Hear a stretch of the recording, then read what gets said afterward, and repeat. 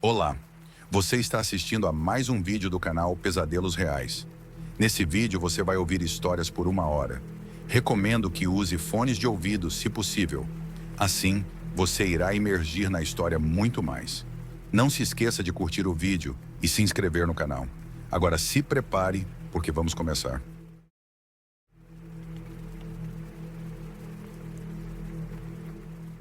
Olá! O que vou contar a seguir provavelmente é a história mais triste e aterrorizante da minha vida.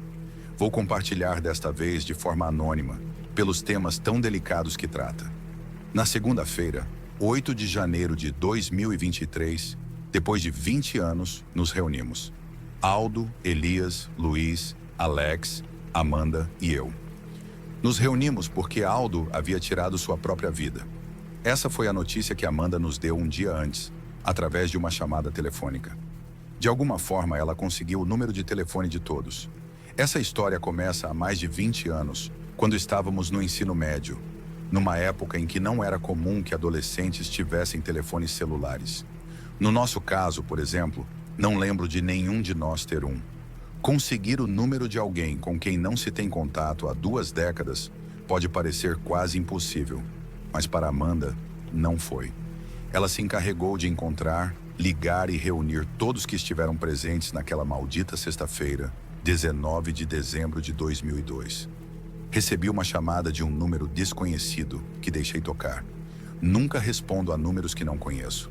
Na verdade, tenho um ditado: se for importante, vão ligar de novo. E assim foi. Quando atendi, levou alguns segundos para reconhecer a voz do outro lado da linha. Era tão familiar, mas tão mudada ao mesmo tempo. Vic? É você? Sou eu, a Amanda. Amanda do ensino médio, a esposa de Aldo. Havia anos que não tinha notícias dela, no mínimo 15 anos. No momento em que me confirmou que era ela, senti um calafrio, como se soubesse o que estava prestes a dizer. Mesmo assim, me atrevi a perguntar: Amanda, como está o Aldo? Já passou, já aconteceu. Aldo se matou. Fiquei paralisada. Algo em mim já sabia. Amanda me disse que estariam velando Aldo durante todo o dia de segunda-feira, em uma funerária no Maranhão, onde vivíamos. Me apressei para realizar todas as atividades pendentes que tinha naquele dia, e por volta das 3 da tarde, fui para lá. Tinha um nervosismo estranho ao chegar. Lembro de cada detalhe, da dificuldade que tive para estacionar, da sensação das chaves do carro na minha mão, enquanto fechava a porta, e de cada passo que dei para entrar na funerária. Procurei pelo nome de Aldo para me dirigir à sala. Ele era o único falecido sendo velado naquela ocasião. Já estavam lá Luiz e Elias, acompanhando Amanda. Alex chegou logo depois. A primeira coisa que notei foi que as velas estavam apagadas e o caixão fechado. Depois de abraçar Amanda e dar minhas condolências, perguntei por quê. Ela me disse que as velas não permaneciam acesas por muito tempo, que já haviam tentado e decidiram deixá-las assim. Sobre o caixão, não me respondeu nada. Apenas disse que no dia seguinte o corpo seria cremado. Queria que estivéssemos presentes e, acima de tudo, que depois fôssemos à sua casa para conversar, falar sobre o que havia acontecido 2 décadas atrás. Aceitamos. Era impossível evitar essa conversa. Me aterrorizava pensar nisso, mas tínhamos tempo antes que isso acontecesse. Poderia ser adiado pelo menos por algumas horas. E assim, mudamos de assunto e falamos como amigos que se reencontram, como se não houvesse uma história macabra por trás. 2 da madrugada, saímos para fumar. A funerária estava praticamente vazia. Havia poucos conhecidos de Aldo, e todas as outras salas estavam apagadas. Sempre tento aliviar um pouco momentos assim através do riso. É um meio de defesa, porque sempre acabo fazendo algum comentário bobo que provoca risadas, doses tímidas de alívio em meio à dor. Não lembro o que disse, mas todos riram, inclusive Amanda. Não contiveram a risada. Rimos forte, como se precisássemos disso naquele momento, como se precisássemos liberar. Não tínhamos chorado, então suponho que através de uma gargalhada liberamos muita emoção. Nisso notamos que alguém mais estava rindo do outro lado da rua. Alguém quase invisível entre as árvores, atrás de uma grade que delimitava uma agência do Instituto Nacional do Seguro Social. Alguém ou algo estava rindo conosco. Era um homem de preto, imóvel, que olhava para nós. Nosso breve momento de paz terminou. Ele estava sorrindo para nós, parecia feliz com isso. De repente, deu um passo para trás e desapareceu, como se tivesse sido engolido pela escuridão ou como se tivesse evaporado na nossa frente. Ficamos duros, travados. Sabíamos quem era, no fundo, sabíamos de quem se tratava. Tinha voltado para mostrar que tinha levado o Aldo. Para continuar, tenho que voltar e contar o que aconteceu na manhã de 18 de dezembro de 2002, há mais de 20 anos. Meus amigos e eu falávamos sobre coisas sobrenaturais durante o recreio. Era moda na época.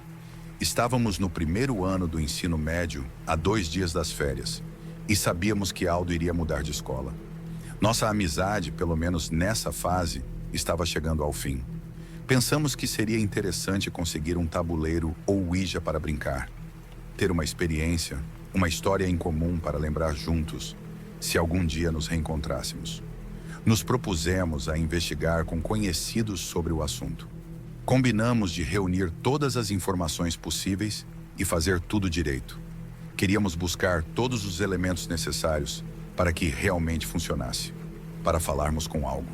Ainda lembro de tudo que mencionamos naquela sexta-feira, no recreio. Precisávamos conseguir velas pretas para colocar em cada canto do tabuleiro, um copo de água, um prato com sal e selar o tabuleiro com o sangue dos participantes da sessão. Não era nada surreal. Nos disseram que bastaria furar um dedo e colocá-lo no tabuleiro. Enfim, já podem imaginar tudo o que tivemos que procurar. Ao sair da escola, nos reunimos e fomos comprar o tabuleiro e os ingredientes que precisaríamos. Só faltava uma coisa importante: o local onde poderíamos brincar sem que ninguém nos incomodasse. Elias se lembrou de uma construção grande, parada, atrás da casa dele. Não era nada assombrado, apenas uma construção parada por falta de dinheiro. Nos pareceu uma boa ideia e nos pusemos a caminho para fazer isso. Já no local, buscamos o lugar mais escondido, onde entrasse menos luz do sol e, sobretudo, com medo de que alguém de fora visse que estávamos acendendo velas. Sabíamos que isso resultaria em uma boa bronca. Era uma tarde ensolarada lá fora, mas encontramos uma forma de nos mergulhar na escuridão para começar a instalar tudo o que havíamos levado para aquela sessão. Acendemos as velas, colocamos a água e o sal e, claro, não esquecemos da ideia do sangue. Aldo e Luiz eram os mais empolgados com o assunto, então decidiram que eles segurariam um indicador. Amanda, Elias, Alex e eu formaríamos uma espécie de círculo ao redor, segurando as mãos. Então começamos com as perguntas. Há alguém aí? Sim. Quer jogar com a gente? Qual é o seu nome? ALR. Todos nós nos viramos. Isso não parecia um nome. Aldo estava rindo. Ele era extremamente cético e dizia como podíamos acreditar naquilo, que era claro que Luiz quem estava movendo o ponteiro. No entanto, a expressão de terror em Luiz indicava que não era o caso. À medida que as perguntas avançavam, fomos conhecendo aquilo com quem falávamos. Nos disse que era um feiticeiro que morreu queimado em 1749, no que hoje é a Arábia Saudita. Seu nome era Al-Rast. Em algum momento, ele nos propôs algo. Disse que, para que acreditássemos em sua existência e em seu poder, poderia fazer com que qualquer um de nós gozasse dos luxos que sempre desejamos. Aldo, querendo parecer o único que não acreditava, disse que aceitava. Quero tudo o que alguém pode desejar para ser feliz. Te dou o que você quiser em troca. A tábua então apontou para o número 20 e depois soletrou a palavra anos. Aldo disse que sim, sem nem entender o que significava. Naquele momento, um barulho muito forte soou lá de fora. Todos nós nos soltamos, pulando de susto. Eu vi algo mais apenas iluminado pela luz das velas. Havia algo conosco, algo que havia chegado para não ir embora jamais. Terminamos a sessão e saímos da tábua. Aquela tarde ensolarada havia se nublado e caiu uma chuva que não me lembro de ter visto na previsão do tempo da TV. Com as férias, tentamos esquecer o assunto, aquela sessão. Ao começar das aulas, como já sabíamos, Aldo não voltou. Apenas alguns meses depois, soubemos que seu pai conseguiu um emprego muito bom na prefeitura e que não estavam mais mal. Embora Aldo nunca tivesse carências, no final teve uma vida bastante confortável, podendo se dar luxos que antes não se permitia. Graças ao novo trabalho, seu pai investiu para abrir vários negócios no ramo de ferragens e construção. Viviam confortavelmente. 4 anos depois, o pai de Aldo adoeceu e morreu, deixando os negócios para seu filho e sua esposa. Não demorou para que tudo fosse completamente de Aldo, pois sua mãe faleceu poucos meses depois, sem razão aparente. Disseram que foi de tristeza. Tão jovem, Aldo começou a levar uma vida de luxo. Carros, casas, terrenos. Ele se afastou dos amigos e mudou. Só manteve contato com Amanda. Os dois sempre se amaram, embora não admitissem. Com o tempo, acabaram se casando e não soubemos nada deles por anos, até aquela ligação de janeiro. Dizem que alguém é cético até viver o paranormal na própria pele. E assim Aldo pagou o preço de ter mexido com o oculto, pois suas interações não ficaram somente naquele dia do Ouija.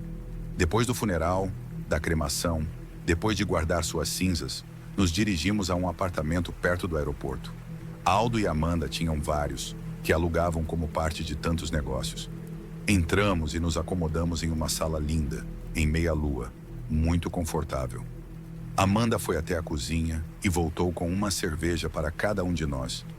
Irei contar essa pequena parte da perspectiva dela. Suponho que precisamos falar sobre o elefante na sala. Acho que todos sabemos por que estamos aqui. O que invocamos há 20 anos voltou para cobrar aquela dívida. Todos sabíamos o que faria, certo? Porque não acho que fui a única que sonhou com ele nos últimos dias. Eu, pessoalmente, vinha sonhando com isso desde os 20 anos daquela primeira sessão. Não com frequência, mas de vez em quando, como se não devesse esquecer, como se fosse uma dívida. Alex e Elias comentaram que tiveram um sonho recorrente com um ser de preto, muito semelhante ao que vimos fora da funerária. Eles sonharam várias vezes desde aquele dia até a noite da morte de Aldo. Lu, por sua vez, disse que, assim como eu, sonhou aquilo.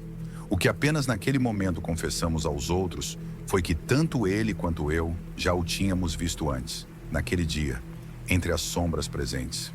Naquela tarde em que o invocamos. Aqui, preciso fazer um parêntese. Voltar 10 anos a um encontro que Luiz e eu tivemos.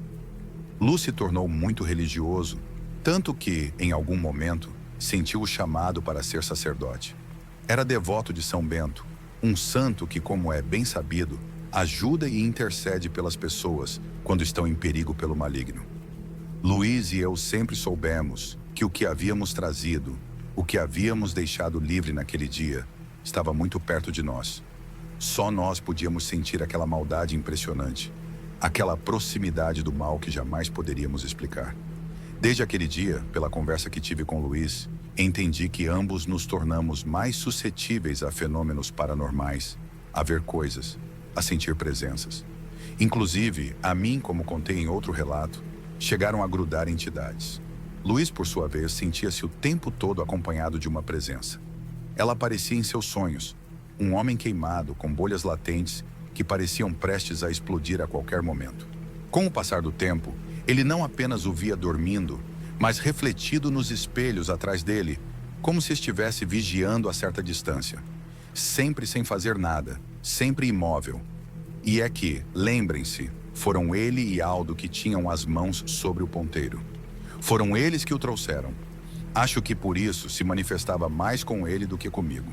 Quando encontrei Luiz, já ordenado, pedi que abençoasse minha medalha de São Bento. Ela tem um sacramental muito poderoso, protegendo da ação do maligno. As letras que a compõem fazem parte de uma oração muito poderosa para expulsar seres de baixo astral. A medalha tem uma oração e um ritual especial com o qual deve ser abençoada e, obviamente, deve ser feito por um sacerdote. Luiz o fez. Percebi que ele também a usava. Alguns anos atrás, fiz uma tatuagem da Cruz de São Bento. Quando Lu perguntou, "Você quer se esconder?" Eu sorriu. "Você já sabe de quê?" Respondi. Naquele dia, ele me disse que na fé encontrou escape para aqueles sonhos, para aquelas visões que o aterrorizavam, que na oração encontrou paz e que, em grande medida, escapar daquilo foi um grande motivo para dedicar sua vida à religião. Naquele dia jantamos juntos e não nos vimos mais até agora, acompanhados do resto do grupo. Estando todos reunidos no apartamento de Amanda, ela nos contou tudo sobre os últimos dias de Aldo. Contarei o resto desta história com suas próprias palavras, de sua perspectiva. Tudo parecia ir maravilhosamente bem para uma família de Aldo. Desde que saímos da escola, tudo foi a favor. Mas houve algo estranho. Apareceram marcas misteriosas nas costas dele, como se fossem provocadas por queimaduras. Não deram importância. Foi ao dermatologista e disseram que, às vezes, a pele perde pigmentação por problemas de estresse, mas que não era algo preocupante. No entanto, que estresse ele poderia ter se sua família passava pelo melhor momento? Como vocês sabem, eu continuei em contato com Aldo.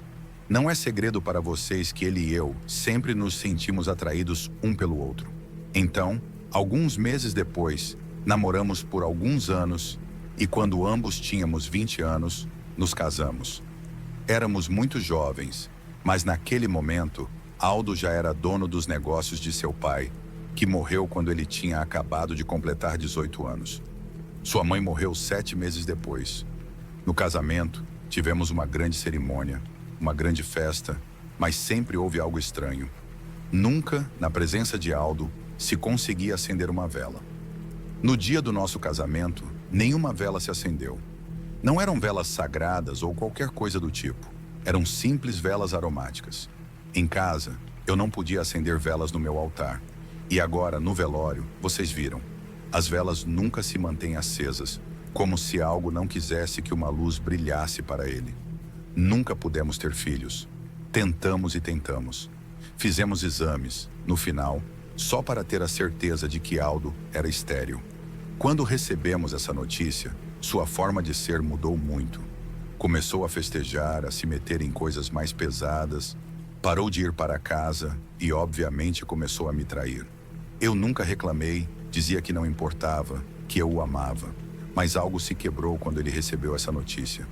Não sei, perder os pais tão jovem, não poder ser pai, a responsabilidade de tudo o que tinha que dirigir, tudo acabou por consumi-lo lentamente, pouco a pouco. Não sei como aguentamos tanto. Em agosto do ano passado, nos divorciamos. É por isso que este apartamento está mobiliado. Aqui vim morar depois que me separei.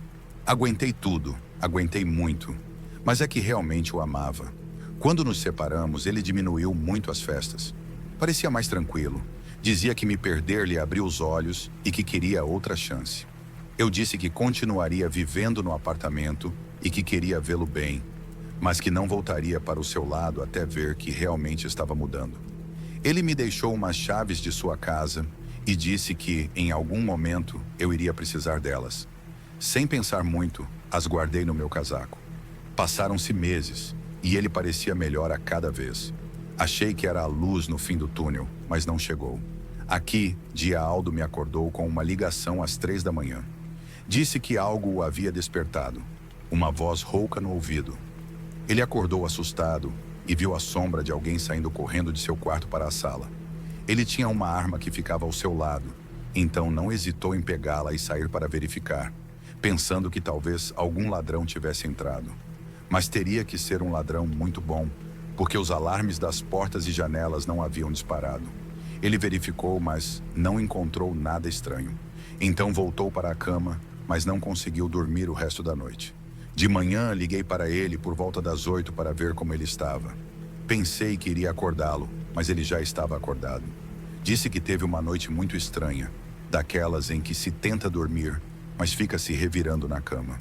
Então decidiu começar o dia cedo, fazer exercícios, tomar banho e ir ao escritório para revisar alguns papéis. Pensava que assim, quando chegasse a noite, estaria tão cansado que cairia como uma pedra. Achei um bom plano. Desejei-lhe um bom dia e nos despedimos. Naquela madrugada, eu dormia tranquilamente quando, novamente, uma ligação de Aldo me acordou. Ele disse que algo estava acontecendo em sua casa, que estava dormindo bem quando um cheiro horrível o acordou. Disse que cheirava como quando se queima cabelo, ou penas de frango, ou coisas assim.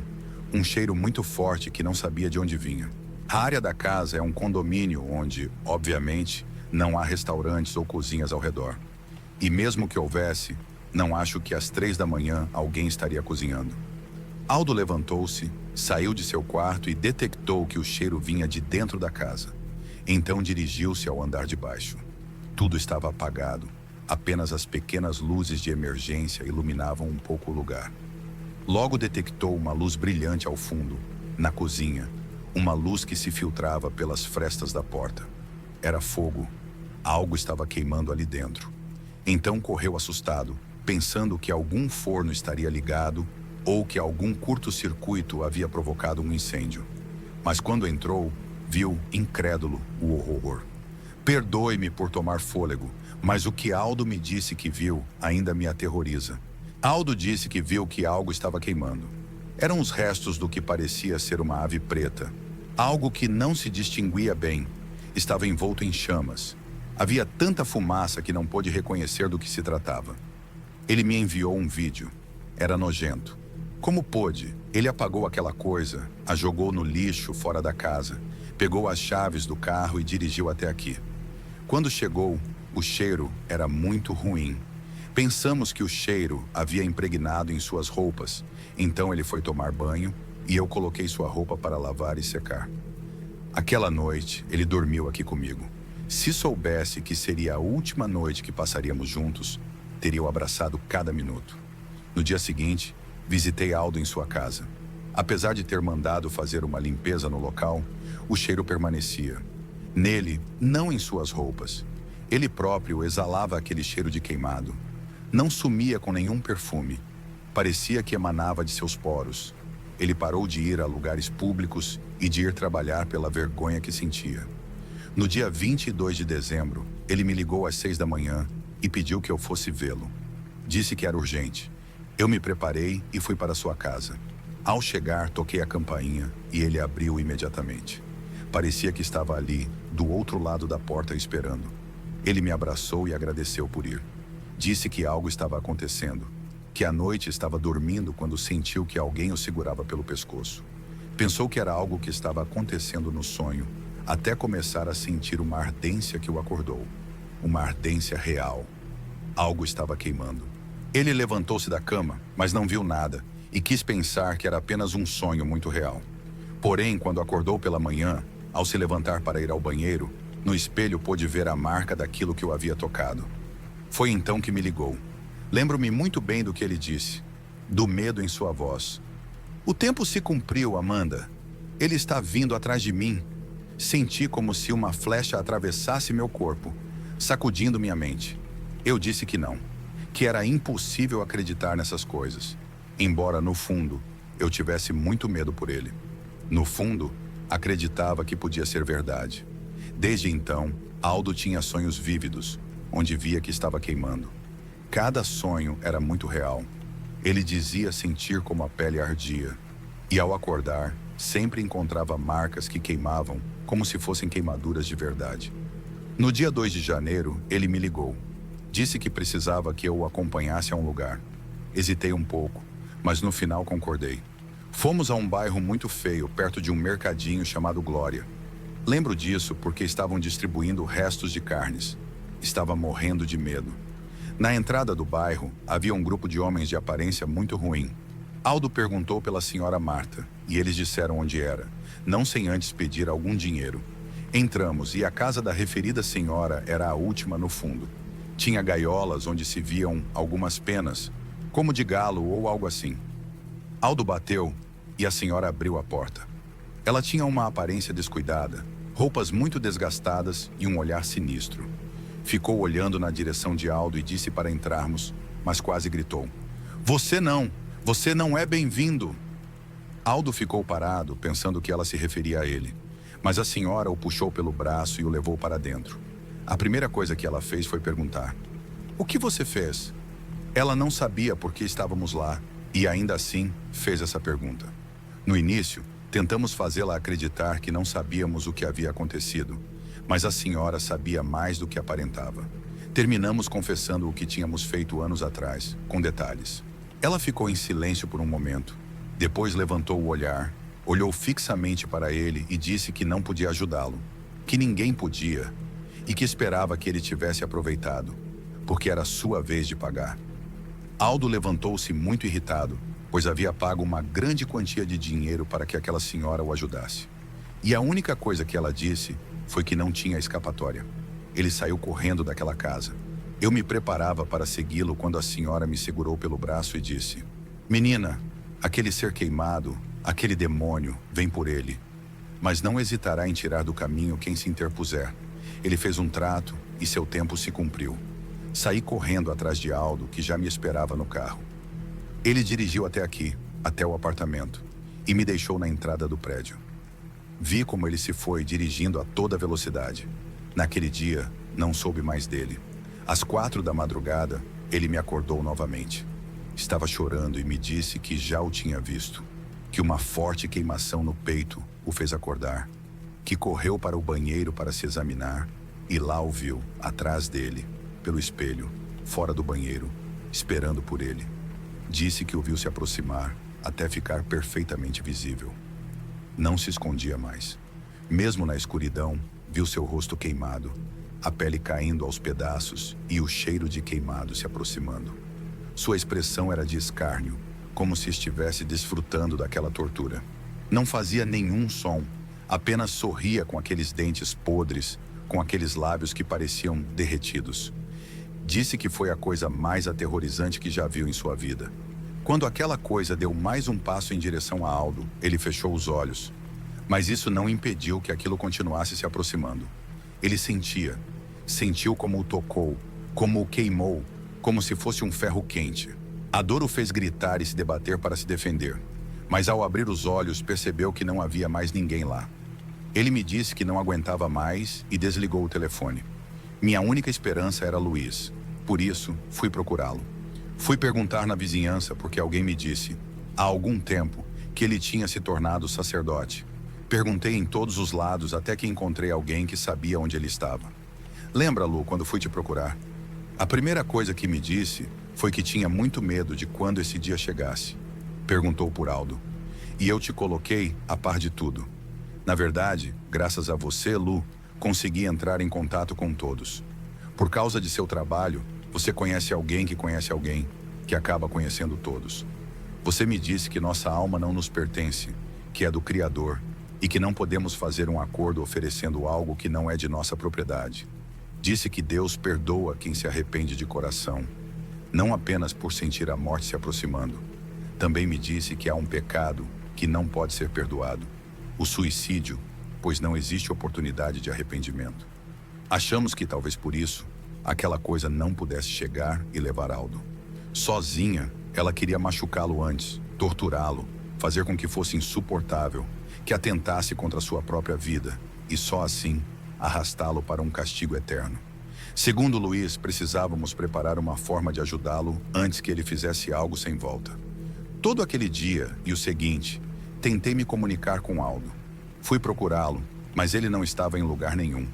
Ele me ligou novamente à noite, por volta das 6. Dava para ouvir em sua voz que ele não conseguia dormir desde a última vez que tínhamos conversado. Também havia coberto todos os espelhos do lugar onde estava, pois sempre se via queimado, com uma voz muito triste que mal se ouvia. Me pediu desculpas, disse que me amava e que eu era a melhor coisa que tinha acontecido na vida dele, mas que não aguentava mais. Parecia uma despedida, e eu disse que tinha falado com Luiz, que me esperasse, que me dissesse onde estava, porque podíamos encontrar ajuda. Disse que eu o amava, que aguentasse, que não desistisse.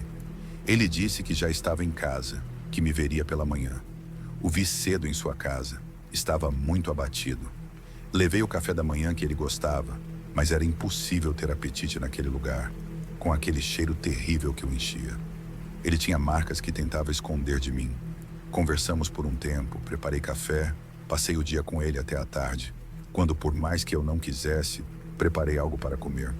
Tentei dizer que tinha falado com Luiz, que buscaríamos uma forma de ajudá-lo, mas ele não parecia se importar. Quando começou a escurecer, me pediu para ir embora. Disse que precisava ficar sozinho, que nos veríamos em breve e que esperava estar melhor, mais forte. Ele segurou minhas mãos e as beijou. Disse que era a hora de eu ir, que agradecia por tudo. No dia seguinte, Luiz me ligou logo de manhã para dizer que estava preparando tudo o que precisávamos para levar Aldo a uma igreja em uma cidade próxima. Fui até a casa de Aldo para avisá-lo. Toquei a campainha, mas ele não saiu. Também não atendia o telefone. Seu carro estava na entrada e, de repente, senti algo no meu casaco. As chaves da casa. Entrei. Não havia mais aquele cheiro ruim. Tudo parecia estar tranquilo. A atmosfera era diferente. Chamei por ele desde a porta, mas não houve resposta. Subi para o quarto e vi a cama arrumada. Ouvi o chuveiro aberto e abri a porta do banheiro. Lá estava ele, no chão, banhado de vermelho.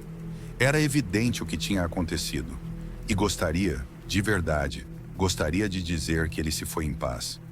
Mas seu rosto refletia terror. Sua expressão não conseguiu ser apagada. Por isso não deixei ninguém abrir o caixão. No meio do choque daqueles momentos que parecem parte de um pesadelo, quando liguei para a polícia, lembro de ter visto algo no banheiro. Algo escrito no espelho. Eu juro que parecia estar escrito aquele maldito nome que ele nos disse através da Ouija. Estava escrito no espelho, mas ao contrário, quase como se tivesse sido escrito por dentro. Liguei para vocês, localizei todos, e bem, o resto da história vocês já sabem. Quando Amanda terminou seu relato, já não lhe restavam lágrimas para chorar, nem a nós palavras de consolo que pudessem ajudar. Não soube o que dizer a ela. Ainda não sei.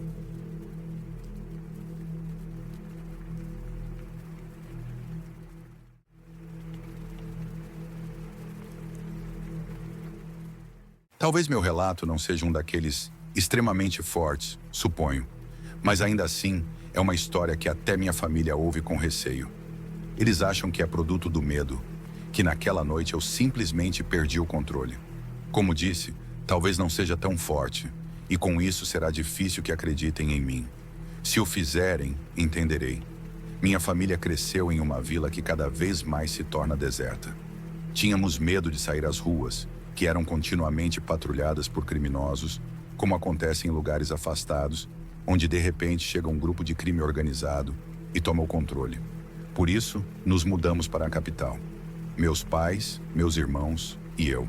Lá na capital já nos esperavam todos os meus tios, que assim que meus avós morreram, deixaram minha cidade. Nós éramos os únicos da família que permanecia lá. Fizemos isso, e pouco depois algo aconteceu e os criminosos foram embora. Mas o dano já estava feito. Aquilo se tornou uma vila fantasma. Restaram apenas um punhado de habitantes, pessoas muito velhas ou muito cansadas para começar de novo em outro lugar. Depois soubemos que os que ficaram foram se apropriando de nossas terras, que nossa casa estava em ruínas, destruída por pessoas que entraram apenas para acabar com tudo. Eu queria verificar isso, mas nunca houve a menor razão para voltar lá. Até o ano retrasado, mais ou menos por estas datas. Trabalho com um arquiteto que foi encarregado de construir vários depósitos em um vilarejo, a 1 hora daquele lugar em que cresci. Já tínhamos ido ver os terrenos, mas houve um problema, uma correção nos limites. E eu tive que ir confirmar se todos os novos dados que tínhamos estavam corretos. Ramon, o arquiteto, só confia em mim quando as coisas se tornam complicadas. Então eu tive que ir, mesmo que fosse sozinho. Acabou ficando tarde. Eram 4 da tarde e eu ainda estava medindo por lá quando percebi que era hora de voltar. Recolhi minhas coisas, carreguei toda a caminhonete e me apressei para retornar. Liguei o rádio, ouvia uma espécie de estação religiosa. Era a única que eu conseguia mais ou menos sintonizar. Caso contrário, estaria em completo silêncio, pois meu telefone também não tinha sinal. Assim comecei a dirigir de volta para casa.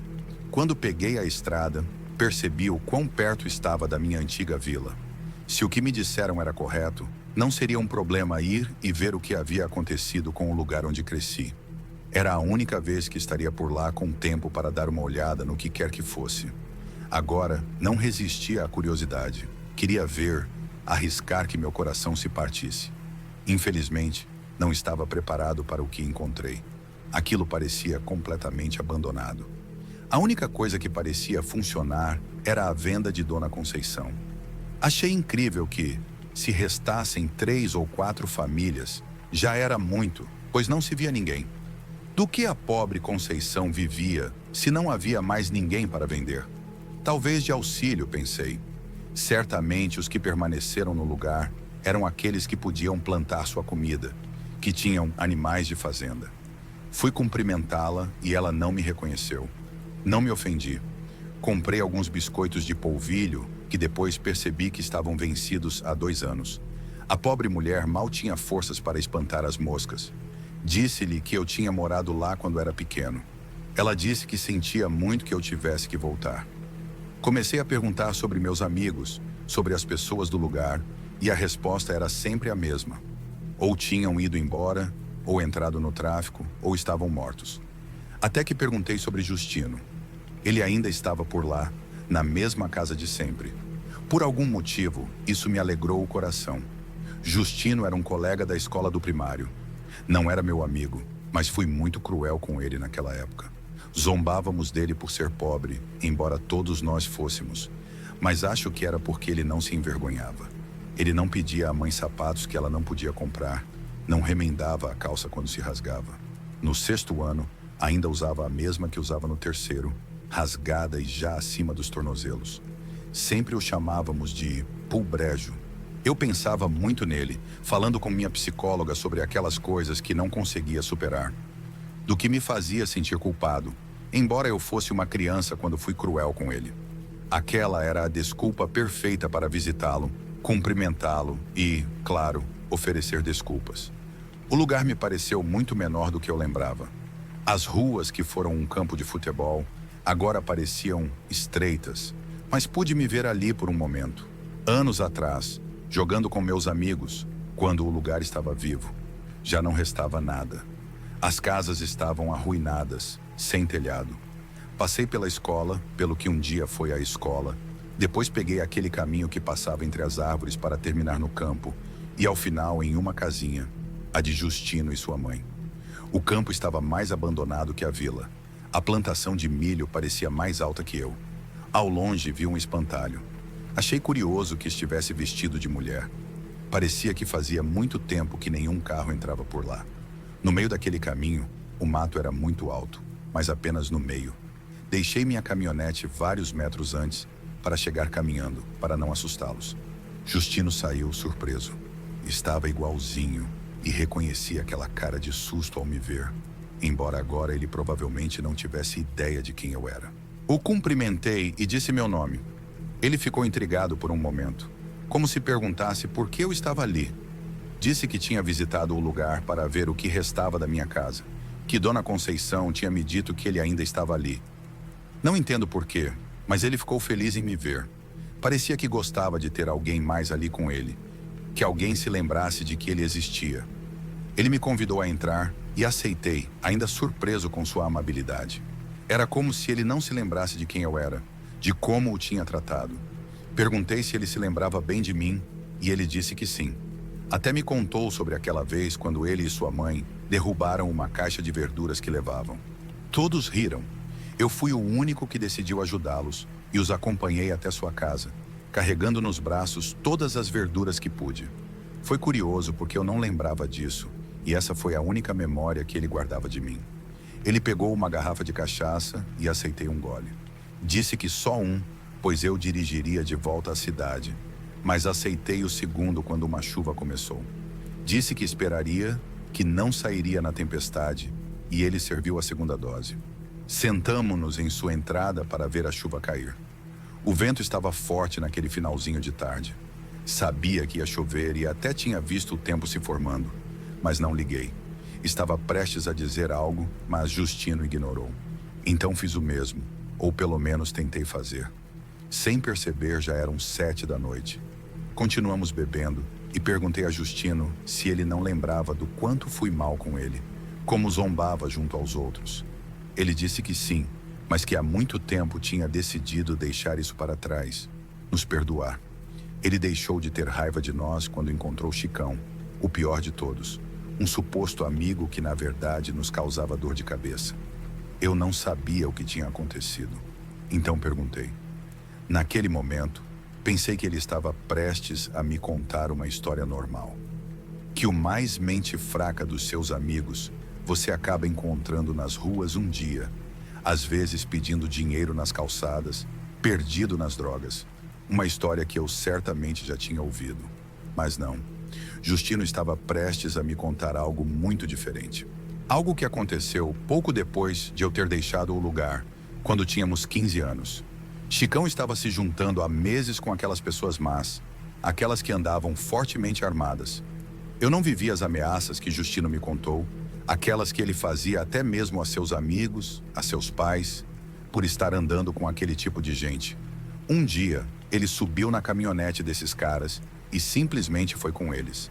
Disseram que ele era muito corajoso, que isso o levaria longe. Ele foi com eles e não voltou mais. Depois disso, seus pais e as pessoas que restavam começaram a procurá-lo. Chicão era um menino problemático, mas ainda assim um menino. Apesar de tudo, quem o encontrou foi Justino, semanas depois de terem parado de procurá-lo. Ele tinha ido quase na saída da cidade, onde ainda tinha família, onde sempre havia algo de comer para eles. Quando ele e sua mãe já não tinham nem farinha com água para comer, de volta com sua sacola, decidiu cortar caminho pela mata. Podia dar medo, mas não a pessoas como ele, acostumadas a percorrê-la à noite. Além disso, ele estava com seu cachorro, mas de repente, este começou a chorar, a latir para algo à frente. Justino levava uma lanterna que achou no lixo. Ele apontou para cima, para as árvores, para onde seu cachorro continuava latindo. Lá estava pendurado o que restava de Chicão, pendurado por uma perna, disse Justino. Parecia que estava ali há semanas. Sem entrar em detalhes, ele me disse que Chicão foi torturado da forma mais cruel que você possa imaginar. Quem fez o que fez com ele nem humano era mais. Doeu muito vê-lo assim. Justino disse que naquele momento percebeu quão frágeis todos nós somos e que, no fundo, éramos todos crianças assustadas, mesmo quando fomos tão maus com ele. Por mim, tudo está perdoado. Só falta você se perdoar, ele me disse, enquanto tomava mais uma dose. Dessa vez, ouvi algo que claramente era um choro. Parecia vir do milharal. Perguntei se estava tudo bem, e ele disse que sim, mas que era melhor entrarmos porque já estava esfriando. Ele tentou abrir outra garrafa, mas eu disse que não, que estava bem assim, que preferia um café para poder sair dali assim que a chuva acalmasse. Ele preparou o café, não sem antes zombar de mim, dizendo que eu tinha esquecido como chovia naquela região, como se eu quisesse apagá-la do mapa. Não vai acalmar até a madrugada, você pode se acomodar, ele me disse. Enquanto eu tomava o café, ele adormeceu falando sozinho. Pensei que não seria má ideia dormir meia hora também. Já não me sentia tonto, mas queria estar pronto para dirigir. Coloquei algumas panelas nas goteiras da cozinha e sentei-me em um pequeno sofá quebrado e fedido que ele tinha ao lado da janela. Um raio próximo sacudiu as paredes de repente e me acordou. Senti como se tivesse caído a poucos metros da casa. Olhei pela janela para confirmar que ainda chovia forte. As horas no telefone indicavam que ainda não havia sinal. Em casa, já estariam preocupados comigo. Então, pensei em sair dali, apesar do mau tempo. Um relâmpago iluminou tudo lá fora.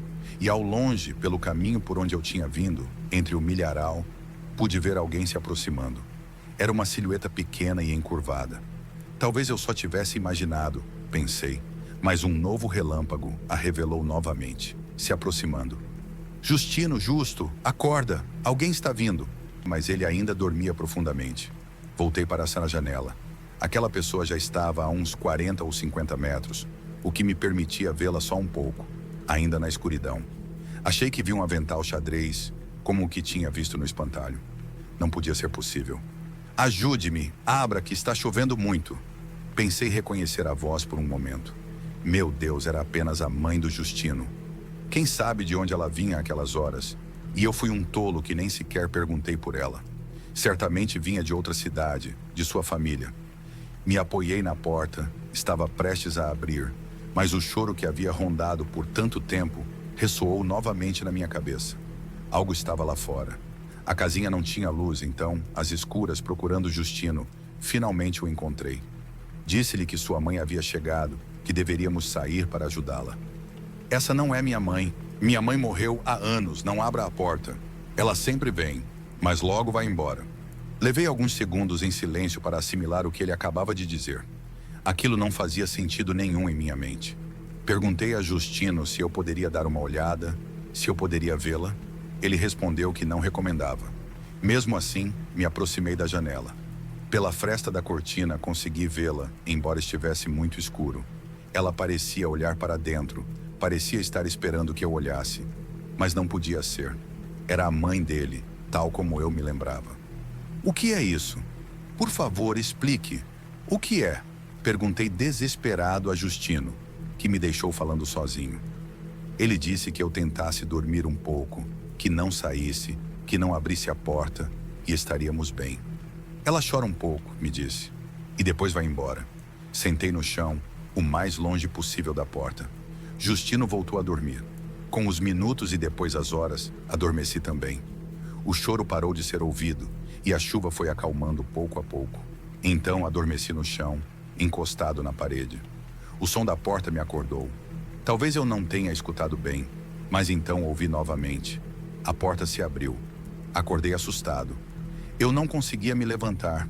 O medo me congelou completamente. No entanto, nada entrou. Lá fora, havia apenas silêncio. Nós dois nos levantamos para verificar. Tudo parecia estar bem. Olhei para o relógio. Passavam das 4 da manhã. Disse a ele que era hora de ir embora. O céu estava completamente limpo. Justino não me respondeu nada. Agradeci por tudo, pedi desculpas novamente e caminhei até minha caminhonete. Pude notar enquanto andava que aquele espantalho estava de novo no meio do campo. Definitivamente estava vestido como aquilo que se aproximou durante a noite. Naquele momento, o que mais queria era me afastar dali, daquela casa, daquele campo, de Justino, do que parecia ser a mãe dele. Saí para a estrada e finalmente parei na cidade vizinha. Precisava de um café, mas a loja ao lado do posto de gasolina só abriria em 1 hora. Então, me recostei na caminhonete e fechei os olhos. O sol me acordou 1 hora depois. Entrei na loja e peguei um café. A mulher que atendia me parecia conhecida. Ela também me reconheceu, embora não soubéssemos nossos nomes. O que faz por aqui? Foi ao vilarejo? Já não há nada para ver lá, né? Definitivamente não, respondi. Mas passei a noite lá. Foi suficiente para não voltar. Onde? Perguntou ela, estranhando. Com o Justino na casa dele. Dona Conceição me disse que ele ainda estava lá. Fui procurá-lo, mas não vi muito mais que isso. Parece que todos já foram embora. Ela demorou para me responder. Mas lá não resta ninguém, disse ela. Eu não soube o que responder. Certamente ela não sabia que ainda havia algumas famílias lá. Ela jurou que estava certa do que dizia. Então, tudo o que precisava fazer era dirigir de volta. Eu sei, tinha certeza de que Justino ainda estava lá, que Dona Conceição ainda estava lá. Comi o polvilho vencido que ela me vendeu, mas eu não tinha nada a provar. Não havia razão para voltar. Não contei a ninguém que passei a noite lá, até vários dias depois. Mas tudo o que recebi da minha família foram explicações sobre o que, segundo eles, eu imaginei que havia acontecido. Ninguém sequer considerou a possibilidade de que algo daquela noite tenha sido real. Fiquei tão irritado com a forma como reagiram que parei de contar a história. Mas vou confessar a vocês que estou reunindo forças e coragem para voltar àquele lugar, para procurar Justino, para percorrer aquelas ruas novamente, talvez para reconstruir minha casa em algum momento, a casa onde cresci.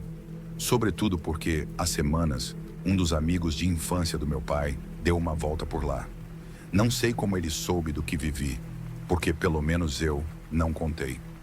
Ele veio me ver especificamente para me dizer que da casa de Justino não restava nada, que a única coisa que havia lá era um espantalho horrível no meio do que foi seu campo. Eu não acredito nele, não posso acreditar. Há coisas que preciso ver com meus próprios olhos.